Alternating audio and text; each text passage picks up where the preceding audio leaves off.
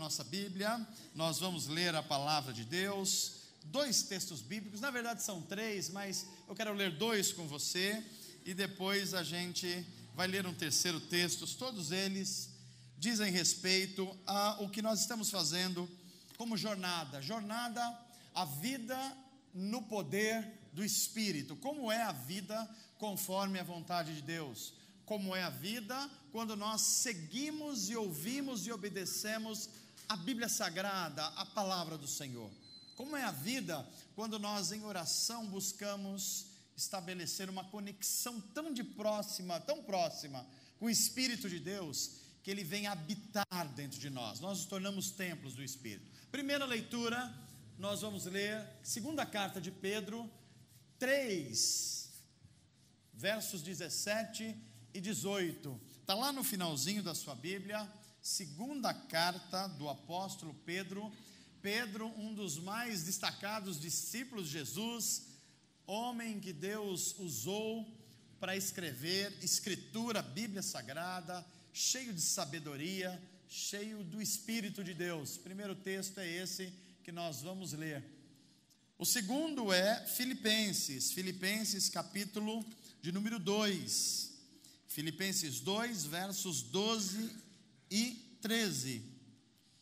E finalmente nós vamos ler Hebreus 12, verso 14. Vamos começar por o primeiro texto de Pedro. Você deve estar achando na sua Bíblia, nós temos também o apoio aqui do telão. Vamos começar com a leitura de Pedro. Esse texto, ele é uma das últimas falas de Pedro, o apóstolo, como instrução para a igreja. Pedro está terminando as suas cartas, ele dá essas instruções finais, daí elas serem cheias de importâncias para nós, porque elas colocam em perspectiva o que é que esse grande homem, esse discípulo de Jesus, estava nos ensinando. Diz assim a palavra de Deus, segunda carta de Pedro, capítulo 3, versos 17 e 18. Portanto, amados, sabendo disso, guardem-se para que não sejam levados pelo erro dos que não têm princípios morais, nem percam a sua firmeza e caiam. Verso 18. Cresçam, porém, na graça e no conhecimento de nosso Senhor e Salvador Jesus Cristo. A Ele seja a glória agora e para sempre. Amém. Vou repetir o verso 18. Cresçam, porém, na graça e no conhecimento de nosso Senhor e Salvador Jesus Cristo.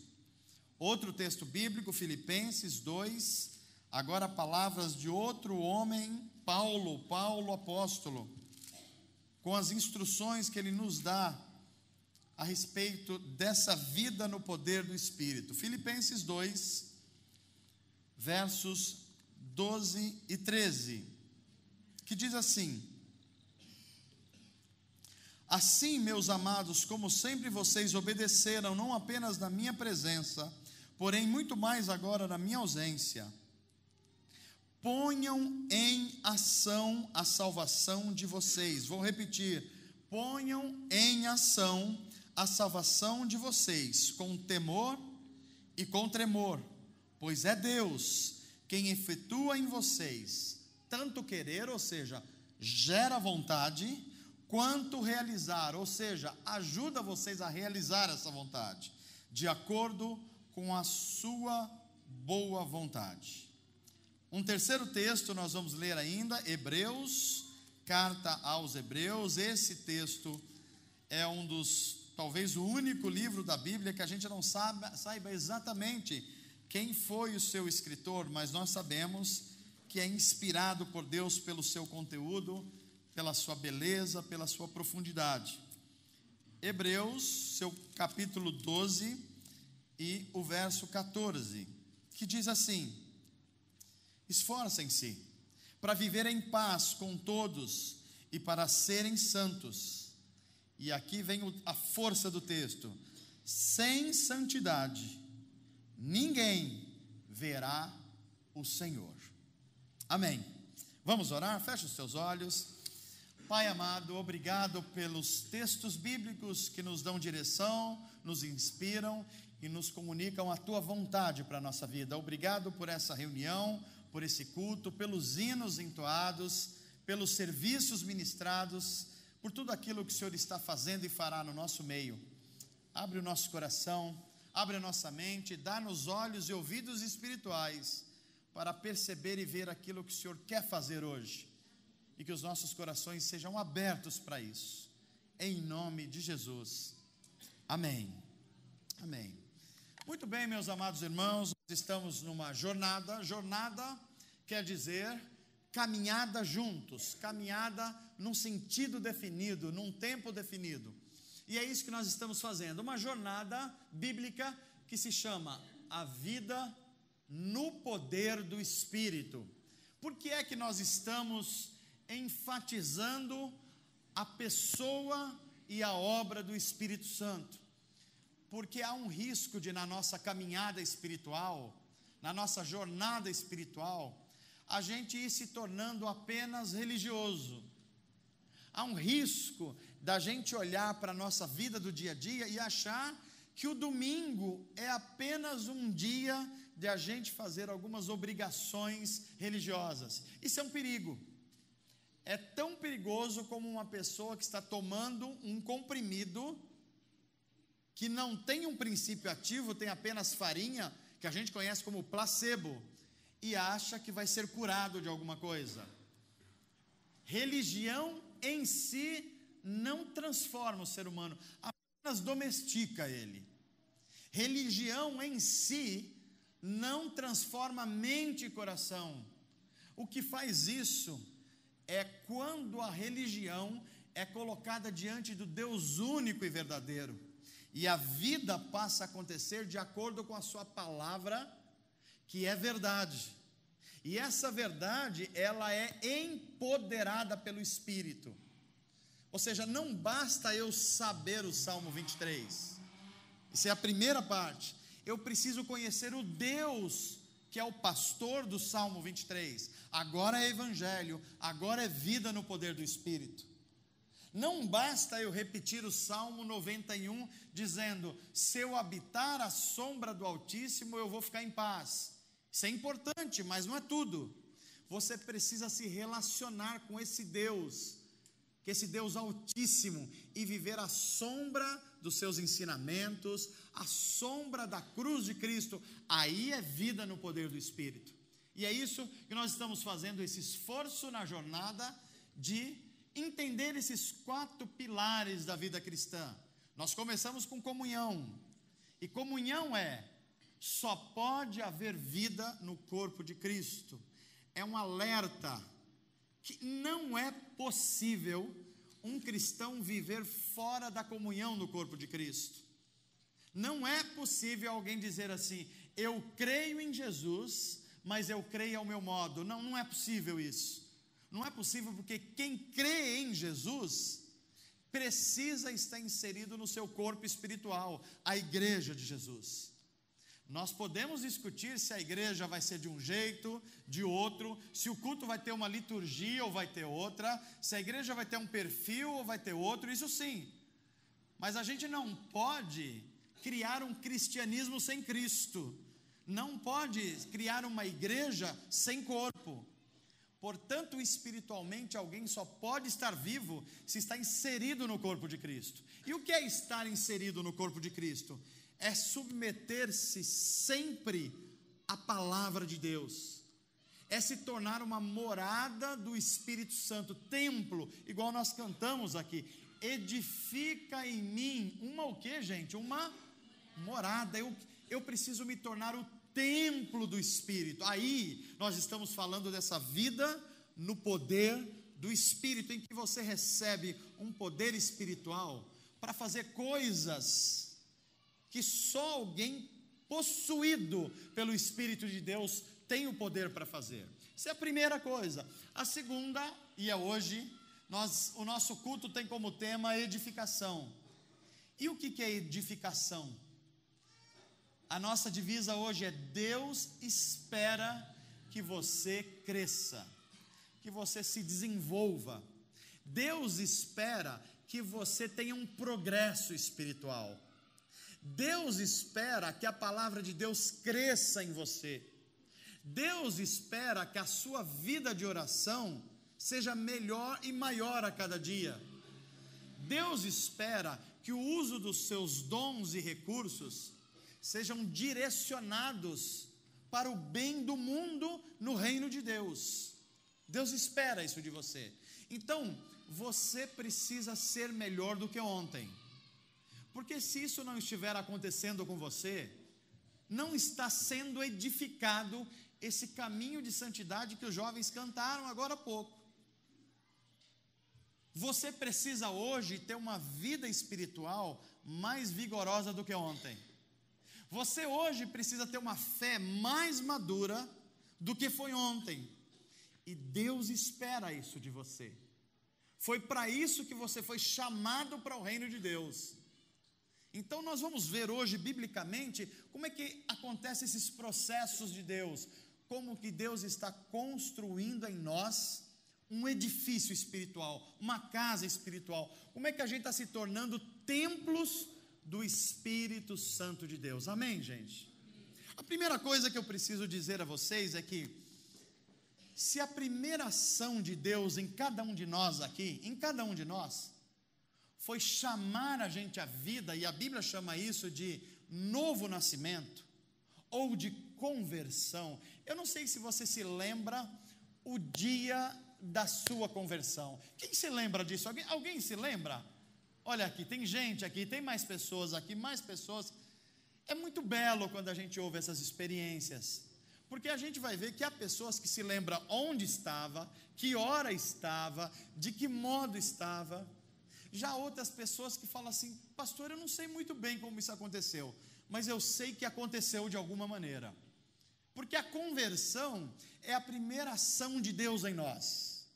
Mas depois que Deus converte o teu coração, prepara ele, para que o Espírito Santo haja e você receba Jesus Cristo, você enxergue com olhos espirituais, a partir daí, a segunda coisa que Deus espera de você, é que uma vez convertido, você comece a crescer espiritualmente. O crescimento espiritual não é uma possibilidade cristã, é uma necessidade cristã. Quem não está crescendo espiritualmente já está definhando espiritualmente. Quem não está se desenvolvendo espiritualmente, na verdade está deixando de cumprir a missão de Deus no mundo e do reino de Deus. Então a primeira coisa que Deus quer fazer em você, já fez, é fazer você nascer de novo, nascer do Espírito. E a segunda coisa, o que Deus quer fazer? Que você cresça. A salvação, aquilo que Deus traz a você, é um ato de Deus. Você não pode salvar a você mesmo. Você só pode abrir o seu coração, mas é o Espírito que faz. Agora, o crescimento espiritual tem muito a ver com você mesmo. O caminho da santidade tem muito a ver com a sua busca pessoal.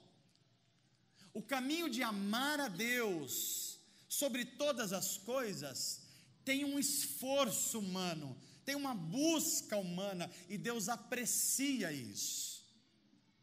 E é por isso que é tão importante a gente compreender essas palavras de Pedro e de Paulo. O que diz Pedro? Na sua carta, segunda carta, ele diz assim: agora que vocês foram salvos, cresçam na graça e no conhecimento do Senhor, porque é Deus que vai fazer em vocês, tanto vocês terem a vontade de crescer, contra a ação empreendedora que vai fazer vocês crescerem. Então há uma ordem bíblica: cresça, se desenvolva o seu relacionamento com o próprio Deus, com as pessoas, deixe os dons espirituais fluírem, cresça no caminho da oração, cresça nesse relacionamento que você crê nas coisas sobrenaturais que Deus faz, deixe o Espírito Santo agir em você. Então caminhe na direção daquilo que Deus propôs para você. Essas são as palavras de Pedro. E Paulo? Paulo vai dizer assim: uma vez que vocês foram salvos, trabalhai a vossa salvação. Eu, quando leio esse texto de Paulo, eu tenho em mente uma espécie de um marceneiro. O marceneiro pega uma madeira, e a madeira já está com ele, a madeira é dele. E a gente olha para a madeira e inicialmente ela está bruta. E daqui a pouco ele começa a pegar um formão, ele pega uma serra, ele pega uma lixa e começa a trabalhar nessa madeira. Ou seja, é a ideia do que Deus está fazendo em nós. Quando Deus nos trouxe para perto dele, a gente era um homem e uma mulher, mas brutos ainda. A gente não tinha sensibilidade espiritual. A gente não conhecia a verdade de Deus, mas Deus começou a trabalhar em nós essa salvação. Deus está olhando para Jesus Cristo, o Filho, e olhando para essa peça bruta que sou eu e você. Aí ele olha para Jesus e fala assim: o jeito dessa pessoa levar a vida está errado, eu preciso fazer umas alterações. Aí o Espírito Santo vem e começa com seu formão santo a mexer na gente. Aí Deus olha para Jesus e fala assim: olha como meu filho lida com as emoções, com os afetos. Aí ele olha para a gente e fala assim: não, esse homem e essa mulher não está lidando corretamente, tem muita impaciência, está faltando os domínios, como o Rogério falou aqui, da experiência, está faltando a alegria na vida, está faltando mais amor. Então vamos lá, mais formão, mais uma serrinha. E Deus vai produzindo em nós, trabalhando essa salvação. É esse processo de edificação. Nós cantamos assim, eu gosto muito dessa letra, porque ela diz assim: edifica em mim uma morada para ti. Ou seja, só quando o Espírito de Deus trabalha em nós como morada, é que a gente fica adequado para Deus morar na gente. Não é interessante isso? Porque quando a nossa casa está suja, está mal arrumada, mal dividida, não tem espaço para Deus morar. Mas quando o Espírito Santo começa a trabalhar, a edificar, às vezes tem que quebrar uma parede aqui, às vezes tem um encanamento entupido que precisa mexer lá, às vezes a casa está com um cheiro que não está muito legal, mas aí o Espírito Santo de Deus vai trabalhando essa casa espiritual. E aí daqui a pouco Deus olha para nós e fala assim: agora sim eu posso habitar nesse templo. Agora sim eu estou edificando uma casa espiritual onde eu vou morar de fato. Amém, gente? Amém. Primeira coisa é essa. A segunda coisa que é importante nós entendermos sobre o que Deus espera de nós, ou seja, essa expectativa de Deus do nosso crescimento, é que a gente precisa entender que tudo que está vivo precisa crescer. Se uma coisa está viva, ela está em crescimento e desenvolvimento. Se não está crescendo e não está se desenvolvendo, é preciso rever se ela está viva de fato. É por isso que a gente olha e vê comunhão. Só pode haver vida onde, gente? No corpo de Cristo. Se não estamos nos desenvolvendo, a gente precisa se perguntar: eu faço parte desse corpo de Cristo que me alimenta espiritualmente sempre? E quando nós olhamos para essa perspectiva de que tudo que está vivo deve se desenvolver, deve crescer, a gente tem vários exemplos na natureza. A gente vê que na natureza tudo está em movimento, tudo está em desenvolvimento. Aliás, a Bíblia Sagrada ela vai ensinar para a gente que a primeira frase que Deus dá como ordem para o homem criado por Deus, Adão e Eva, é: cresçam. Eu já criei vocês, cresçam, trabalhem, se multipliquem, vocês são os vice-regentes da terra, está nas mãos de vocês, dê nome aos animais, construam, empreendam. A gente vê em Gênesis 4 uma beleza do mandato de Deus para a geração, mesmo sobre pecado. A gente vai ver que na geração de Caim, é onde vão sendo construídas cidades. Na geração de Caim, começa a aparecer os metalúrgicos. Se você não sabia, Gênesis já fala de metalurgia. É na geração de Caim que começam a aparecer os primeiros artistas. A graça de Deus, mesmo diante do pecado humano, fazendo a cultura humana se desenvolver. Cresçam e se multipliquem, foi para isso que eu criei vocês. E essa é uma ordem bíblica, é um imperativo bíblico. Agora, a gente precisa entender que crescimento quase sempre dói, e crescimento é um processo. Crescer dói. Dói ou não dói, gente? Dói fisicamente, inclusive. Vocês que são mães aqui, alguém já experimentou com seus filhos com dor do crescimento? Dói no osso da criança, né? A criança está com dor e você fala, mas o que está acontecendo com ela? Aí leva no médico, deve estar uma doença. Aí o médico fala, não mãe, é só dor do crescimento, está crescendo. E crescer dói. Crescer dói emocionalmente, não é verdade? Porque a criança, quando é pequena, todas as emoções dela chamam a atenção dos pais e da mãe. Por exemplo, uma criança está com fome, quando ela é pequenininha e ela não sabe falar direito, qual é a primeira ação que ela faz, gente? Se ela está com fome? Chora. É o que ela sabe fazer. E ela fala assim, como é que eu chamo a atenção daquela senhora que está ali? Ou daquele senhor que está ali, que eu já não deixei dormir à noite, porque eu estava chamando a atenção, inclusive. Aí ela chora. E quando chora, ela chama atenção. Mas quando a criança começa a desenvolver, já tem 5 anos de idade, 6 anos de idade, se ela chorar para chamar a sua atenção, o que você faz? Pastor, eu pego o chinelo, porque agora ela já tem 5 anos de idade. Crescer dói. A gente vai crescendo e vai assumindo responsabilidades.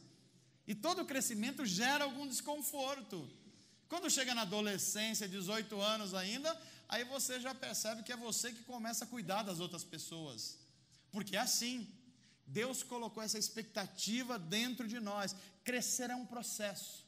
Mas crescer é um processo, além de físico, emocional, é um processo espiritual de preparo da mente. Olhe comigo para Davi, o rei Davi. A história desse homem é tão bela em tantos assuntos. Davi, quando é chamado por Deus, ele é um menino ainda. E como um menino, ele é o caçula da sua família, um dos pequenos. Os irmãos grandes já estão trabalhando na guerra, são soldados de Saul, mas Davi, como é o menorzinho, pega a menor atividade, a mais simples. O que vai fazer? Bota o Davi para cuidar dos cordeirinhos das ovelhas. Só que é nessas circunstâncias que Deus vai dando a gente possibilidades de desafios para a gente crescer. Primeira coisa que Davi faz, ele começa a ter a percepção de proteger aquilo que lhe foi responsabilizado. Quando vem um urso tentando pegar uma ovelha, ele aprende que crescer é às vezes você se agarrar com aquilo que você tem medo. E ele tem que se agarrar com o urso, porque só tem ele, o urso e as ovelhas. Passa mais um tempo, desenvolvimento. Davi vê um leão querendo pegar as outras ovelhas. O que Davi faz? Vai chamar Jessé o pai? Não dá tempo. O que Davi faz? Vai tentar buscar uma arma? Também não dá tempo. E o que ele faz? Ele se atraca com o leão. Empoderado por Deus, milagrosamente ele vence o leão. Processos de crescimento. Aí Davi ouve dizer, ou melhor, ouve um chamado do seu pai que os seus irmãos estão em guerra. E agora o seu pai fala assim, Davi, agora você vai sair do campo e você vai levar comida para a guerra. Veja os processos de Deus. Deus vai preparando Davi na solidão, depois na luta contra o urso, na luta contra o leão, e agora? Agora, Davi, você não está pronto para ser um guerreiro, mas você já pode levar a comida dos guerreiros. Está entendendo o processo de crescimento de Deus? E não adianta a gente pular esses processos, porque pular esses processos é você tentar sair da infância para a vida adulta sem passar pela juventude e pela adolescência. Davi agora está pronto. E ele vai e começa a ver como as pessoas lutam. E começa inclusive a ver como elas lutam certo e como elas lutam equivocados. até que chega uma hora que todo mundo está lutando, e Davi fala assim: olha, ninguém vai enfrentar os inimigos, não? Não, ninguém mais. Se ninguém vai, eu vou. E é curioso como Davi vai explicando esses processos de Deus. Porque quando Saul fala assim: ô Davi, você há pouco estava cuidando de ovelhas, você era um marmiteiro dos seus irmãos, o que faz a gente pensar que você vai chegar lá e você vai vencer um desafio que nenhum de nós conseguiu vencer ainda? Davi olha para Saul e ele dá uma aula de processo de crescimento. Ele fala: rei Saul, é que o senhor não conhece a minha vida anterior, mas eu, quando era mais um novinho, o meu pai colocou para guardar os animais da família, tinha umas ovelhas lá, e uma vez apareceu um urso, e como não tinha nenhum dos meus irmãos, Deus me deu força e eu venci o urso. E Saul falou a esse rapaz: será que aconteceu isso mesmo? Mas não foi só isso não, ô rei. Da outra vez apareceu um leão também, e ele veio com toda a força para tragar as ovelhas, e eu me atraquei com ele também. Então eu sei lutar contra os animais, eu sei o que é enfrentar uma fera. E é por isso que eu vou enfrentar esse Golias, e ele vai cair. E sabe por que ele vai cair, rei? Não é só pela minha força não, é porque Deus me adestrou, e eu vou em nome do Senhor derrubar esse Golias. Processo de crescimento, Deus atuando. Agora não é só isso não. Em terceiro lugar, que a gente aprende com a edificação, os processos que Deus usa para a gente crescer, a gente precisa entender ideias equivocadas sobre desenvolvimento e crescimento. Você pode voltar um pouquinho mais aqui, eu acho que é o texto anterior, é o texto anterior, pode voltar um pouquinho, por favor. Crescer e desenvolver-se, ideias equivocadas, isso, ideias equivocadas sobre crescimento espiritual. Nós vivemos num momento no nosso Brasil e no mundo, que há muitas ideias sugeridas como evidências de que você está crescendo espiritualmente. Mas quando nós olhamos para a Bíblia Sagrada, isso tem mais a ver com filosofias, tem mais a ver com nova era, tem mais a ver com teologias da prosperidade, e quase nada a ver com a Bíblia Sagrada, a palavra de Deus, aquilo que é a nossa regra de fé. E a primeira coisa que a gente pode aprender sobre ideias equivocadas sobre o crescimento espiritual é que, se você é de Deus, nada de ruim vai acontecer para você. Já viram essa ideia? Não é uma ideia muito em voga nos nossos dias? Vem para Deus, e à medida que você vir para Deus, espere que Deus vai ser uma espécie de capanga espiritual seu. Deus vai proteger você. Se você for tropicar, o anjo do Senhor vai correr e vai tirar o paralelepípedo para você não bater o seu pé, porque está escrito: aos teus anjos dará ordem ao teu respeito, e você não vai tropicar. Só deixaram de explicar que esse texto bíblico está falando do Messias e não de você. Não é porque uma coisa está na Bíblia que ele é bíblico no sentido da história da redenção. Até porque, se você for ter esse entendimento da Bíblia, você vai ter problema. Porque tem textos que diz assim na Bíblia Sagrada: e tal pessoa foi e se matou, vai e faz o mesmo. Aí você faz? Está na Bíblia. Mas não é bíblico no sentido da história da redenção. Então, quando a primeira lição equivocada é: crescer não significa que Deus vai se tornar alguém que vai te proteger de todas as coisas, porque você já sabe, por experiência própria, principalmente se você é pai ou mãe, que se você proteger o seu filho de todas as frustrações, de todas as dificuldades, o que é que vai acontecer com ele? Ele vai continuar uma criança, não importa quantos anos ele tenha. Essa é a razão porque a ideia equivocada de que, se eu for para Deus, se eu me tornar um cristão, tudo de bom vai me acontecer apenas, é uma ideia equivocada, porque você sabe por experiência própria que às vezes nós crescemos mais na frustração do que no sucesso. Quer ver um exemplo prático? Hoje nós tivemos a final da Copa do Mundo, não teve? Quem ganhou a Copa do Mundo? França. Imagine comigo, se hoje nós estivermos falado aqui e o Brasil tivesse se tornado campeão do mundo. Diga aí duas coisas que iriam acontecer, pelo menos. Hã? Que é, Guti? Ó, o Guti está falando, alguns irmãos provavelmente estariam comemorando até agora na Paulista. Não é verdade, irmã Rose? Gente por aí enlouquecido, né? Falando assim, nós somos os campeões, we are the champion. Mas talvez isso não seja a pior coisa, você perder um culto, uma ministração, isso é ruim, mas não seja a pior coisa.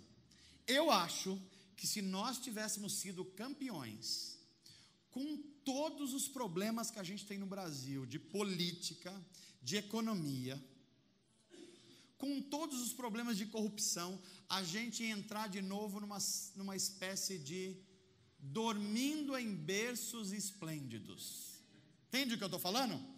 A gente ia adormecer de novo, falando assim, olha, nós somos os melhores do mundo, nós somos o país do futebol. A gente esquecer, inclusive, que a CBF, o Departamento de Futebol do Brasil, é um espelho de Brasília. Tudo que acontece de ruim de Brasília, também acontece ali dentro, né, Naldo? Nos entornos do que acontece. Então, às vezes, a frustração faz a gente acordar para as realidades da vida. Às vezes, quando Deus não deixa uma coisa acontecer que você gostaria muito, é para livrar você de você mesmo. É para permitir você crescer. Há coisas que Deus arranca da nossa vida, que nós choramos, que nos dói, mas é para o nosso bem. As frustrações vão ajudar a gente a crescer espiritualmente, porque crescer dói, e não crescer não é uma opção para um cristão. Amém, gente? Então, a primeira coisa, abandone essa ideia. Primeiro, porque Jesus Cristo disse assim, no mundo caído que vocês estão vivendo, vocês terão o quê?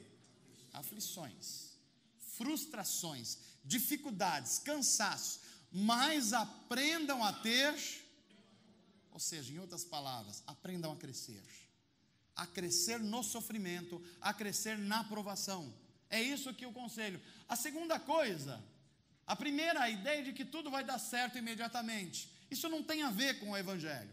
A segunda coisa é, essa sim, uma ideia muito em evidência, venha para Deus e você vai prosperar em tudo. Eu acho que você ouve isso quase todos os dias na televisão, é verdade ou não é, gente? Hã? Por exemplo, me ajude a lembrar aqui de ideias que você ouve como evangelho nas mídias e que remetem essa ideia aqui. Fala aí uma campanha que ajuda essa ideia aqui, por exemplo. Hã? Não, vocês veem isso todo dia, não é possível que vocês não estão lembrados disso. Quais ideias que remetem a isso? Opa, tem a campanha da chave do apartamento. Quem é de Deus só vai ter as coisas boas. Então você tem que pedir Deus certo. Não pede no bairro errado, não. Tem que pedir no bairro certo para Deus acertar no seu presente. Ou seja, é uma relação quase espírita. É uma relação anímica da relação de fé com Deus. Tenha fé na fé. Você não precisa ter fé em Deus. Tenha fé em você mesmo. Essa é uma ideia que está muito presente, da gente prosperar. E a ideia de prosperar? Prosperar conforme esse falso evangelho é você ter a maior quantidade de coisas possível. Essa é a ideia de prosperar. Agora, olha para a Bíblia Sagrada o que é prosperar. Eu queria que você, junto comigo, recitasse um salmo que você precisa conhecer. Que eu acho que depois do Salmo 23 e o 91, talvez seja o mais conhecido. O Salmo 23, o que diz mesmo, gente? Não, peraí. Isso a igreja inteira tem que saber, gente. Salmo 23, o que diz mesmo? Ok, só até aí para você não passar vergonha. Tem mais. Salmo 91, o que diz o Salmo 91?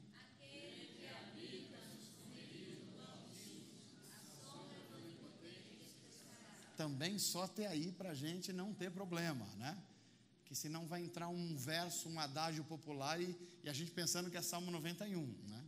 Tem gente citando na internet um monte de coisa dizendo assim, olha que verso bíblico.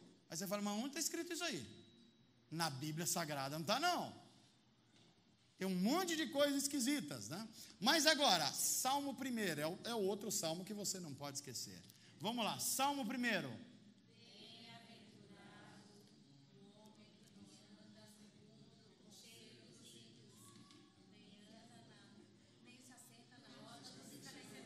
Pois é, né? A gente já começou, saiu do 23 e o 91, a gente já começa a ter dificuldade. Mas eu vou ajudar você. Vamos juntos aqui. Vamos juntos? Vamos? Esse grupo aqui ficou mais baixinho, não sei porquê. Eu acho que precisa de uma oração da fé aqui mais forte, né? Vamos juntos aqui, a igreja inteira. Vai lá. Salmo 1. Bem-aventurado o homem que, 3 coisas. Não anda segundo o conselho dos ímpios. Segunda coisa, não se detém no caminho dos pecadores. E terceiro, não se assenta na roda dos escarnecedores. Primeira ideia de prosperidade na Bíblia. A primeira é não andar segundo o conselho dos ímpios. Segunda coisa, não se deter no caminho de pecadores. Terceira coisa, não entrar na rodinha dos escarnecedores. Primeira ideia de prosperidade na Bíblia. Veja como é diferente. Verso 2 do Salmo 1. Antes ou ao invés disso, ele tem o seu prazer aonde? Segunda ideia de prosperidade na Bíblia. Aprender a amar a palavra de Deus, viver por ela, orientado por ela. E na sua lei, medita quando tem a jornada em julho do ano na comunidade Atos. Quando é que medita, gente? Dia e noite, não é em julho não. É dia e noite. E na sua lei medita de dia e de noite. Terceira ideia de prosperidade. Você já está olhando agora na sua Bíblia o Salmo 1, não é isso? Antes tem o seu prazer, medita nela de dia e de noite, pois será como árvore plantada junto a ribeiros de água, recebendo nutrientes, a qual dá o seu fruto na estação própria. Crescimento tem estação própria. Tem inverno, tem verão, tem outono, tem inverno. E cujas folhas não caem. Aí vem o X da questão. E tudo quanto fizer, o que, gente? Pois é, isso é teologia da prosperidade na Bíblia Sagrada. É isso, não é você acumular coisas. É você desenvolver relacionamentos. Não é você acumular, seja lá o que for, é você desenvolver sabedoria, é você saber com quem você anda e com quem você não anda, com quem você se aconselha e com quem você não se aconselha, é você saber usar cada estação do ano. Isso é muito interessante, gente. Nós vivemos num mundo aqui agora, em que a mídia, de forma geral, está dizendo assim: você pode ser quem você quiser. Já ouviram isso? Então, a gente é adolescente. Só que o adolescente, ele não tem mais paciência para o futuro. É muito curioso a gente conversando com os adolescentes. Você fala com um adolescente assim, ele está com 17 anos de idade. Você fala assim, e aí, como é que está a sua vida profissional? Ele falou, estou programando aqui que até os 20 anos de idade eu preciso ganhar o meu primeiro R$1 milhão. Aí você fala, como que é o mesmo? Que idade que você está? 17, e aos 20, é isso mesmo? É. A gente está querendo ser algo que ainda a gente não está preparado para ser, fora da estação. Mas hoje em dia também é uma coisa perniciosa, especialmente com as mulheres. Com os homens também, mas com as mulheres. A mídia fala assim, não importa se você tenha 70 anos, você pode ser uma menininha de 16 anos. Basta um Ivo Pitangui da vida. Basta um exercício slim não sei o quê. basta você não comer não sei o quê. Uma negação do que a Bíblia está dizendo, que cada coisa tem a sua hora certa, tem a sua estação certa. Quando você viver assim, isso é um sinal de prosperidade, o que você entendeu o projeto de Deus para você. Amém? Você pode levantar sua mão e dizer assim: Senhor Jesus, me livra desses cativeiros, da mídia, da sociedade sem Deus, de que eu tenho que ser alguma coisa que eu não sou.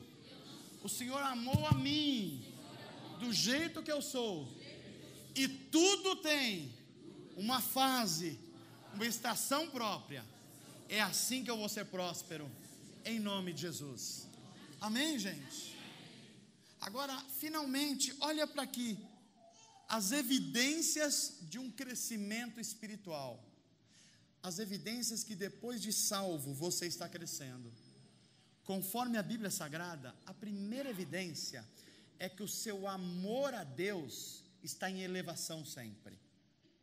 E o que significa esse amor a Deus? Palavras de Pedro: cresçam na graça e no conhecimento de Deus. Através do que a gente tem conhecimento sobre Deus, gente? Palavra, Bíblia Sagrada. Você ama e conhece a palavra de Deus? Deixa eu fazer um teste aqui. Quem é cristão batizado com menos de um ano? Menos de um ano, levanta a mão. Quem é cristão batizado? Tem alguns irmãos aqui. Ok. Quem é cristão batizado com mais de 3 anos, por exemplo? Eu acho que a maioria aqui, com mais de 3 anos. A pergunta que está diante de nós hoje, diante da afirmação que Deus espera que você cresça, você tem crescido no conhecimento do Senhor? Por exemplo, se eu perguntar aqui algumas coisas sobre Deus, se eu perguntar aqui, será que nos meios cristãos a gente tem amado tanto a palavra de Deus, que a gente sabe explicar a história da profecia de Sofonias? Pastor, quem mesmo? Pois é, deixa eu explicar para você. Existe esse livro na Bíblia, Sofonias. E você vai falar assim, what? Né? Sofonias? Como assim? Por que esse livro está na Bíblia? Bem, deve ter algo muito importante para Deus ter colocado isso aqui na Bíblia Sagrada. E se nós estamos desprezando isso, tem algo errado com a gente. Não é algo errado com Deus que deixou esse livro. Tem algo errado com a gente que não está entendendo porque é que Deus quis se revelar assim. Tem um livro na Bíblia chamado de Naum. Esse você já viu, não já? Então, se você amasse mais a palavra de Deus e lesse esse livro, você ia perceber que, diferente da televisão que está dizendo que quando você vem para Deus e tudo vai dar certo, o livro de Naum vai dizer assim: e os caminhos de Deus, em muitas vezes, se dão no meio da tempestade. Palavra de Deus. Se a gente conhecesse mais, a gente ia perceber que na hora do nosso sofrimento, na hora da nossa dor, da nossa frustração, do nosso medo, você não ia perder a sua fé. Sabe por quê? Porque você conhece Deus e a sua palavra e sabe que os caminhos de Deus, às vezes, são feitos no meio do vendaval. Se você está passando hoje, meu irmão, por um vendaval, por uma doença, por uma crise de família, por uma crise de emprego, uma crise financeira, uma crise espiritual, se você se lembrar da palavra de Deus, que Deus prometeu estar com você nesses momentos, você não vai abrir mão de se assegurar nele e falar: Senhor, aconteça o que acontecer, eu estou agarrado em Ti, o Teu Espírito está me sustentando, enquanto houver deserto, o Senhor vai prover o maná para a minha vida. Amém, gente? Quando nós vemos essa ideia do que é que Deus está fazendo em termos de crescer, a primeira coisa, Deus está crescendo em mim a graça, piedade, compaixão, eu estou mais compassivo ou menos compassivo? Isso é uma evidência de que você está crescendo ou não. Segunda coisa, pode colocar aqui por favor, segunda evidência de que o crescimento espiritual está sendo uma realidade na sua vida: elevação do seu serviço de amor ao próximo. Isso é um termômetro. Aqueles que estão crescendo espiritualmente aprendem a abrir mão das coisas para si, para abençoar o próximo. É um sinal claro da criança. Uma criança com 1 ano de idade, ela aprende mais os brinquedos ou solta mais os brinquedos? Tenta tirar um brinquedo de uma criança de 1 ano para você ver o que vai acontecer. E quem está imaturo espiritualmente é assim. Olha como os brinquedos que a gente tem, o nosso emprego e carreira profissional. Nós temos aquele brinquedo, e como pastor, eu oriento muita gente, ou aqui na igreja, ou fora da igreja, e a gente vê quando a carreira profissional, ela está sendo entendida como algo de Deus, e quando ela se tornou um ídolo para a vida. Quando é que ela se tornou um ídolo para a vida? Quando ao perder um trabalho, a pessoa desmonta. Quando sair de uma empresa, acaba a vida. Isso é um sinal de que a gente não está crescendo espiritualmente. A gente não entendeu que Deus tem formas diferentes de agir. E é a ideia da criança mesmo, ou seja, a gente quer tudo para a gente e não quer abrir mão. Eu já contei uma história aqui para vocês. Olha para uma criança, dá para ela um chocolate que custa R$3 e uma nota de R$100. O que custa mais, gente? O que vale mais? A nota. Mas o que você acha que a criança vai escolher? Por quê, hein, gente? Porque ela é criança. Porque ela não entendeu o valor das coisas. Às vezes Deus está falando assim para mim, para a gente. Ó, caiu meu microfoninho aqui, olha só. Eu coloco ele aqui de novo. Às vezes Deus está falando assim para a gente: eu vou tirar o seu chocolate, porque eu quero dar uma nota de R$100 para você. Aí o que você faz? Esperneia, briga, fala, tá, assim eu não sou mais cristão, se o senhor me tirar isso eu acabo, se o senhor me tirar esse namorado eu morro, se o senhor tirar esse emprego eu desapareço, se o senhor tirar não sei o que eu não vou mais para a igreja, se o senhor tirar, mas é só o chocolate. Deus tem coisas maiores para a gente, Deus tem coisas melhores para a gente. É só Deus ensinando você, tirando algumas coisas, para você ver que o seu valor é Ele e não as coisas. Amém, gente? Amém. Mais uma coisa que a gente pode verificar quando a gente está crescendo, é que o sofrimento, ele produz resistência e não desespero. Vou repetir isso aqui. Sabemos que a gente está crescendo espiritualmente quando a gente passa pelo sofrimento. E o sofrimento, ao invés de dar desespero em nós, ele cria resistência. Há uma palavra hoje que está sendo usada há algum tempo no mundo corporativo que chama-se resiliência. Você já viu essa palavra? Nos treinamentos de RH, em muitas coisas. O que é resiliência?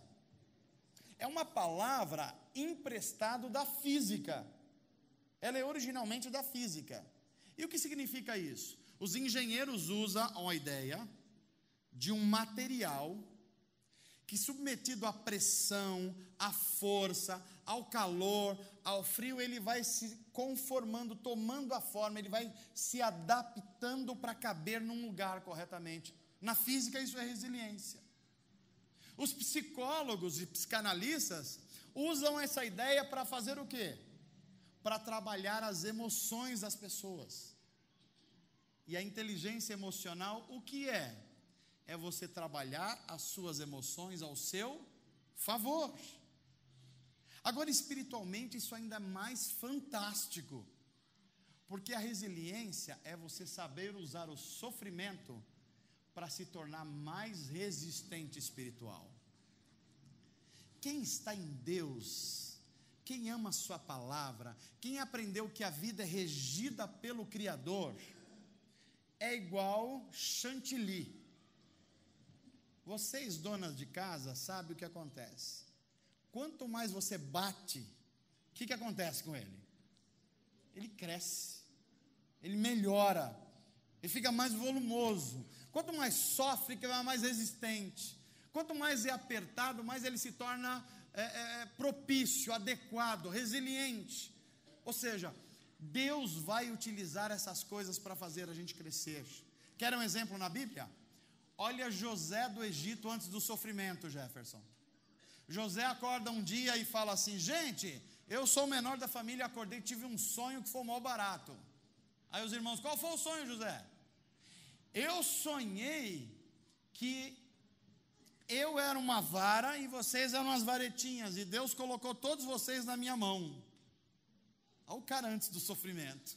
Ele achava que o mundo ia funcionar ao favor dele. Os irmãos dele olharam para ele e falaram: esse moleque vai dar trabalho. Mas ele falou: não é só isso não, eu tive um outro sonho também. Qual era o outro sonho? Que tinha uma estrelinha e tinha um sol e a lua. E aí o sol e a lua se submetiam à estrelinha era eu. Quando a gente não passa pelo sofrimento, a gente acha que o mundo está à nossa disposição. E aí a gente fala assim: puxa, essa pessoa não me deu atenção, esse outro não me levou a sério, ninguém me reconhece. A gente não passou pelo sofrimento. Aí José começa a passar pelo sofrimento. Os irmãos pegam, vendem ele na caravana, ele vai parar na prisão. Na prisão ele ajuda todo mundo e todo mundo esquece ele. Mais sofrimento. Aí ele tem uma visão, a visão muda agora, não é mais ele. Deus vai livrar o padeiro e o outro lá. E José? Não, José, Deus não falou que ia me livrar não. Eu vou continuar aqui. E o padeiro e o copeiro esquecem José. Até que um dia Deus já vê José preparado. Ele já foi edificado. A sua mente, o seu coração já sabe o que é sofrimento, já sabe o que é confiança em Deus. Então Deus coloca agora José para ser governador do Egito. O sofrimento produziu nele resistência e não desespero. É isso que Deus quer fazer em cada um de nós. Mas acima de tudo, e com isso eu termino a minha pregação dessa noite, uma evidência de que você está crescendo é quando a sua palavra se torna simétrica ao seu testemunho de vida. Vou repetir aqui: você está crescendo quando você vive aquilo que você fala. Você está crescendo quando o seu testemunho às vezes fala mais alto daquilo que é a sua mensagem. Você está crescendo quando a sua palavra é sim, sim, não, é não. Você está crescendo quando há simetria no seu caráter. Ou seja, você é uma pessoa só, não é duas, não é três, não é uma na segunda, não é outra no domingo, não é outra nas férias, não é outra lá não sei aonde, não. É quando o Espírito de Deus está moldando você para ser uma coisa só, a semelhança de Cristo Jesus. Prova disso? Lucas 24. Caminho de Emaús, os discípulos estão andando, Cristo ressurreto, mas eles acham que Cristo está morto. Jesus se apresenta junto deles e vai conversando.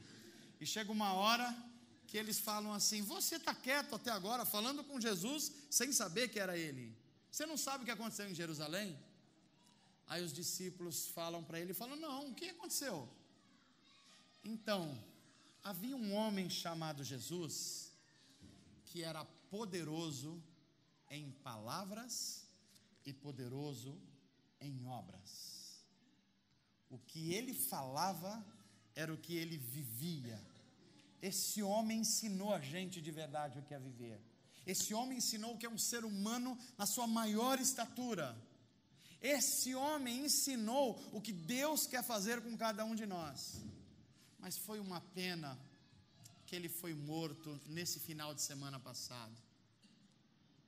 Quando eles estão terminando de falar isso, como a maioria de nós às vezes faz na nossa vida, pena que esse poder do Evangelho funcionou anteriormente para os meus pais e não para mim.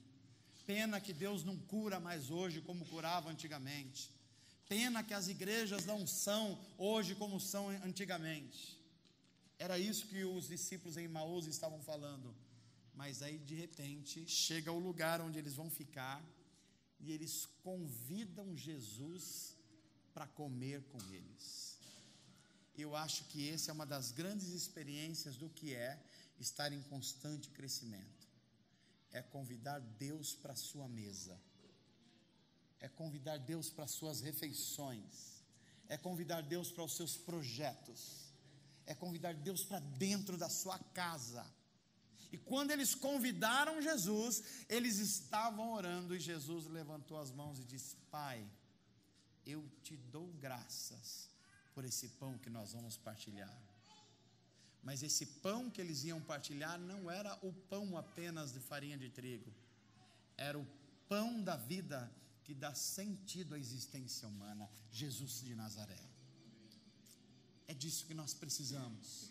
Se a nossa vida vai ser a vida que Deus espera, vai ser uma vida de crescimento, vai ser uma vida em que a gente vai rejeitar tudo que é utopia, tudo que é engano, tudo que não gera vida, e vai se transformar num propagador da vida e um propagador do Evangelho. Amém? Gente, todos nós somos seres humanos estranhos, até que Deus comece a agir em nós. Cada um de nós tem fraquezas, só que em pontos diferentes da vida. Mas a mensagem de hoje é: depois que Deus salvou você, Ele deu o seu Espírito, que vai construir em você uma casa espiritual. E essa casa vai ser a mais bela possível, a mais limpa possível, a mais admirável possível, quando nós nos abrimos para a palavra de Deus, para a oração e para viver uma vida conforme os ensinamentos do Senhor Jesus. Amém? Vamos orar a respeito disso? Fecha os teus olhos.